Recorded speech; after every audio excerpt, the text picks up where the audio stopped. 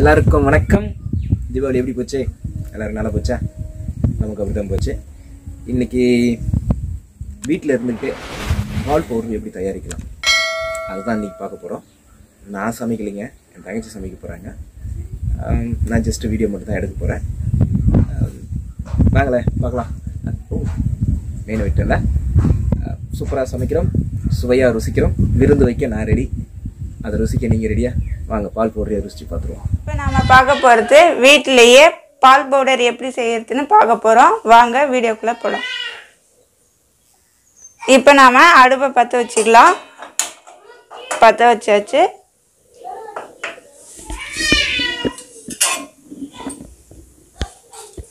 பாலை எடுத்து ஊற்றிக்கலாம். இது சுத்தமான பசும் பால், தண்ணி எதுவும் கலக்க வேணாம். அடி எதுவும் பிடிக்காம நல்லா கிளறி விட்டுக்கினே இருக்கலாம்.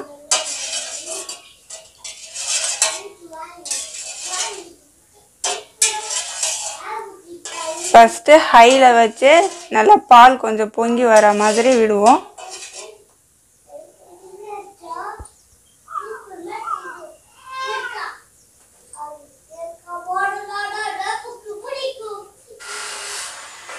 பால் நல்லா கொதிச்சின்னு இருக்குது.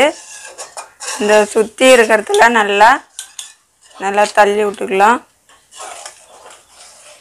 நல்லா அடி பிடிக்காமல் கிளறி விட்டுக்கினே இருக்கணும். நான் 1 லிட்ரு பசும்பால் எடுத்துருக்கிறேன்.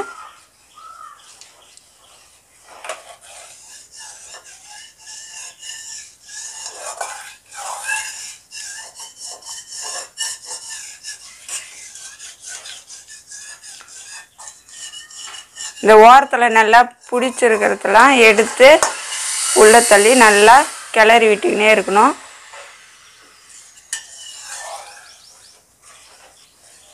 பால் நல்லா சுண்ட காஞ்சி வருது.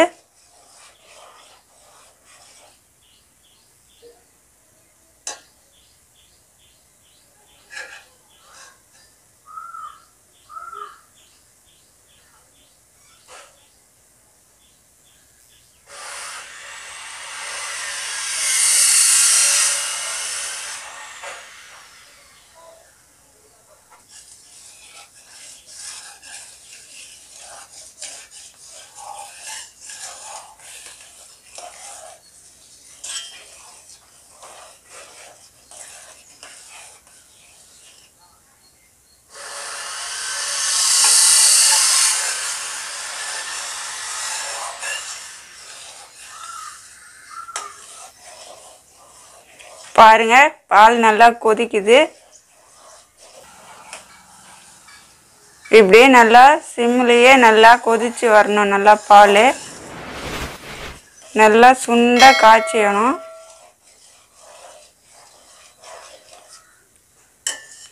சுற்றி இது மாதிரி பிடிக்கும்.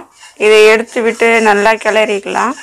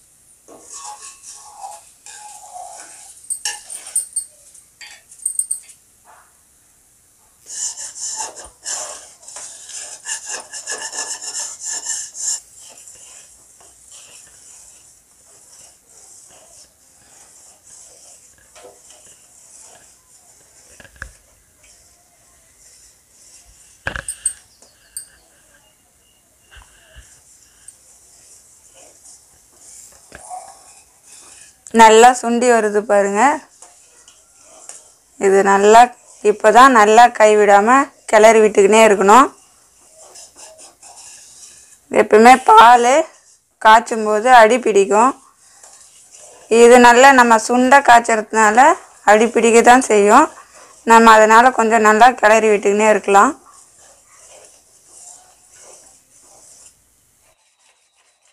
பால் பாருங்கள் நல்லா சுண்டி வந்துடுச்சு.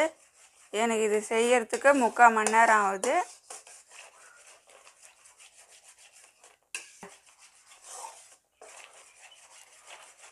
இப்போ தான் அடி பிடிக்காமல் நல்லா கிளறி விட்டுக்கினே இருக்கணும். இன்னும் கொஞ்சம் நேரம் நல்லா கிளறி விட்டுக்கினே இருக்கலாம், சுண்டி வரட்டும்.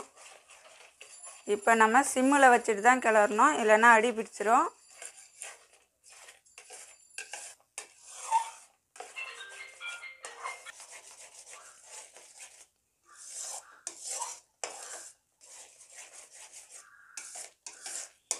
பாருங்கள் நல்லா கெட்டி பதமாக வந்துடுச்சு. இன்னும் கொஞ்சம் நேரம் இருக்கட்டும்.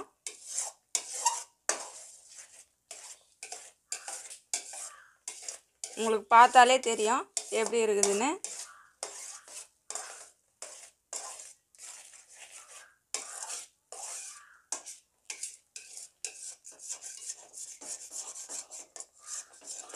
இந்த ஓரத்தில் பிடிச்சிருக்கிறதெல்லாம் கிளறி விட்டுக்கலாம்.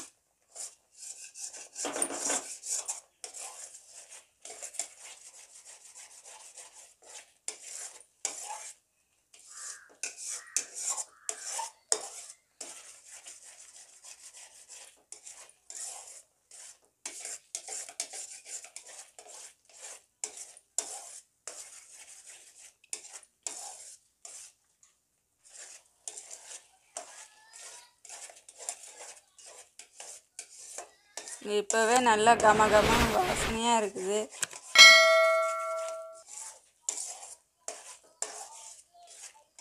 பால் சுண்ட தாங்க நல்லா மனம்.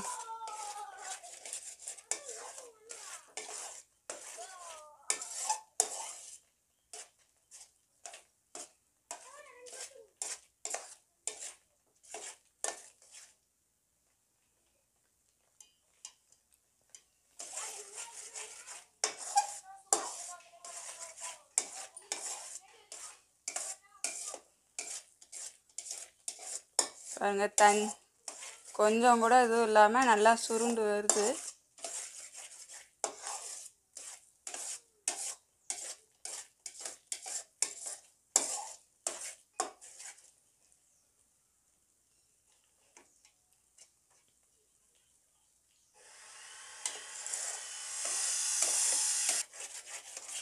நல்லா கோவா பதத்துக்கு நல்லா வந்துடுச்சு.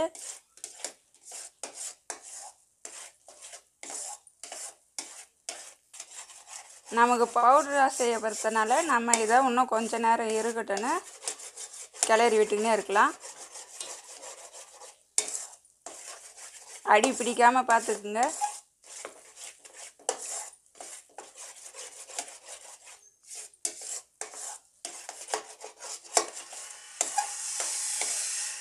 நீங்கள் நல்லா அகலமான பாத்திரத்தில் வச்சு கிளறினா தான் இதை நல்லா கிளற முடியும்.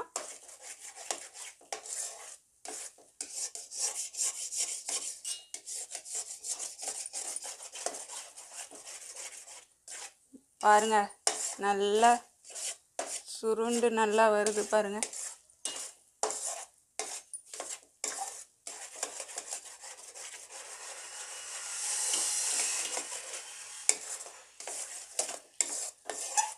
பால் நல்லா சுண்ட வந்த பிறகு நம்ம சிம்மில் வச்சாதான் இது மாதிரி வரும். பால் நல்லா தண்ணி சுண்டனாதான் பால் கெடாமல் இருக்கும்.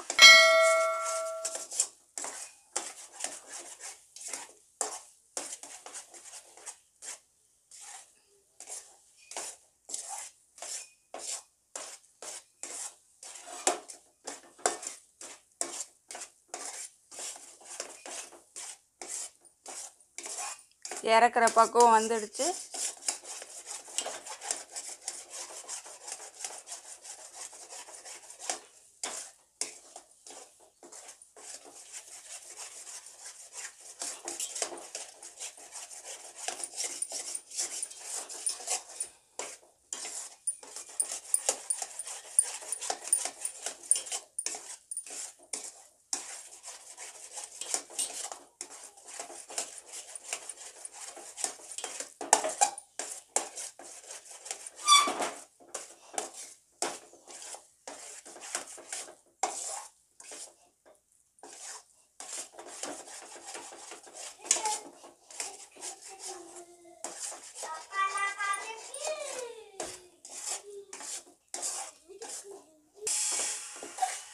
அவ்வளோதான். இப்போ இதை இறக்கி நம்ம ஆற வச்சுக்கலாம்.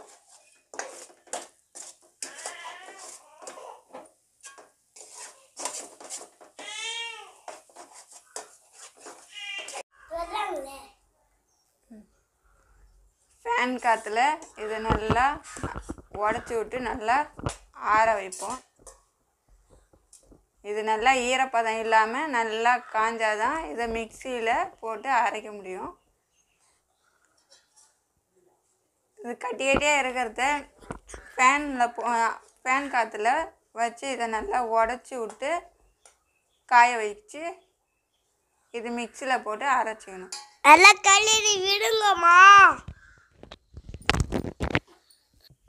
பாலை காய வச்சு எடுத்ததில் 180 கிராம் இருக்குது. இதுவும் கூட சர்க்கரை 100 கிராம் சேர்த்து ரெண்டுத்தையும் மிக்சி ஜாரில் போட்டு அரைச்சி பவுடரை எடுத்துக்கலாம். சர்க்கரை 100 கிராம்,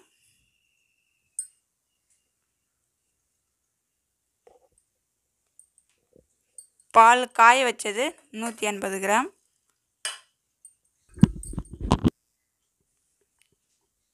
ரெண்டுத்தையும் மிக்ஸ் பண்ணி அரைச்சி எடுத்துக்கலாம். மிக்சி ஜாரில் அரைச்ச பவுட்ரு எடுத்துன்னு வந்து பவுலில் வச்சுருக்கேன். இதை ஒரு பாட்டிலில் வச்சு ஸ்டோர் பண்ணி வச்சுக்கலாம். இதை நம்ம தேவையானப்போ யூஸ் பண்ணிக்கலாம். உங்களுக்கு ஒயிட்டாக வேணும்னா இது கூட கார்ன்ஃப்ளவர் மாவை போட்டு இதை அரைச்சி வச்சுக்கோங்க. இந்த வீடியோ உங்களுக்கு பிடிச்சிருந்தா லைக் பண்ணுங்கள், ஷேர் பண்ணுங்கள், மறக்காமல் நம்ம சேனலை சப்ஸ்கிரைப் பண்ணுங்கள்.